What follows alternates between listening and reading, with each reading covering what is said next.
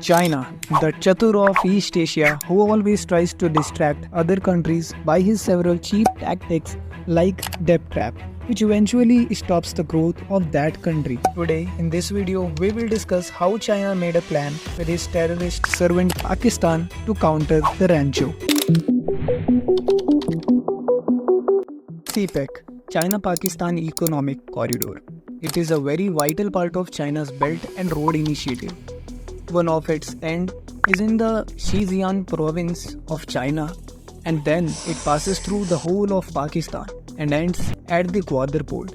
Different projects work under Cpec in Pakistan like infrastructure development, energy priority projects and development of Gwadar as a smart port city. And now talking about its impact on Pakistan, it was sought to have a mixed impact on Pakistan. On one hand, it was supposed to bring immense development, improved connectivity, creation of jobs, etc. in Pakistan. But on the other hand, it burdens Pakistan with an enormous debt of around $10 billion, and so that it will be very difficult for Pakistan to bail itself out of it and may end up compromising its sovereignty like that of Sri Lanka. China thinks about its own benefit. Cpec provides an alternative and much smaller route for its energy supplies, also get huge profit in Chinese imports and exports, and also ensure his strong presence in Central Asia and the Indian Ocean. We don't have any problem with Cpec regarding trade benefit and better connectivity of China.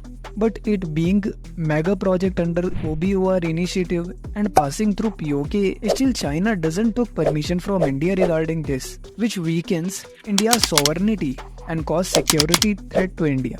However, India took Dushanbe airport of Tajikistan as air base for Indian Air Force. And also we have Chabahar port in Iran, enough to counter Cpec easily if anything happens in future. So gentlemen, all in all, I would say that Cpec still can act as a catalyst for economic connectivity and integration in Central Asia, South Asia and West Asia. While opposing the project, India needs to be a little cautious as this could lead to a further restraints between the Indian and Chinese governments. But at last, I can only say that prosperous South Asia is possible only if India and Pakistan leave their political knock and work closely with each other and emerge as a global leader. Now here, I just want to add a point that if we talk about the major concerns of India, then somewhere terrorism is one of the key concerns among them.